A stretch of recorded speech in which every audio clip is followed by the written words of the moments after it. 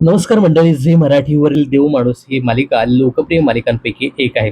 आतापर्यंत या मालिकेचे 3 सीझन आले आहेत. या तिसऱ्या सीझनमध्ये सध्या नवनवीन ट्विस्ट पाहायला मिळतात. असाच एक मोठा ट्विस्ट त्या मालिकेत आला आहे. हा ट्विस्ट पाहून मात्र प्रेक्षक भलतेच खुश झाले आहेत.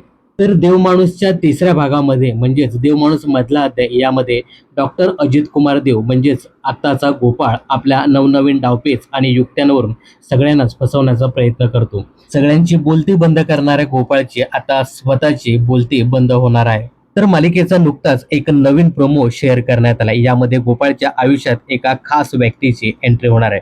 ज्या व्यक्तीचे प्रेक्षक अनेक दिवसापासून वाट पाहत होते. ही व्यक्ती दुसरी तिसरी कोणी नसून प्रेक्षकांची लाडकी डिंपल म्हणजेच अभिनेत्री अश्मिता देशमुख. तर झी मराठीने शेअर केलेल्या प्रोमोनुसार लाली आणि गोपाळ गावातल्या मंदिरात असतात तेव्हाच गोपाळच्या आयुष्यात अचानक एका मुलीची एंट्री होती.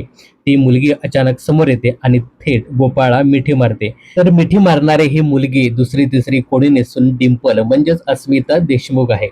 डिंपलच्या अचानक येण्याने गोपाळच्या चेहऱ्यावरचा रंग उडाला असून त्याला मोठा धक्काही बसला आहे. दुसरीकडे गोपाळला दुसऱ्या मुलीच्या मिठीत पाहून लालीच्या पायाखालची जमीन सरकली आहे. गोपाळ आणि लालीच्या केमिस्ट्रीमध्ये आता डिंपलच्या येण्याने कोणता नवीन भूकंप होतो हे पाहणं खूपच रंजक ठरणार आहे. दरम्यान हा प्रोमो पाहून नेटकऱ्यांनी मात्र आनंद व्यक्त केला आहे.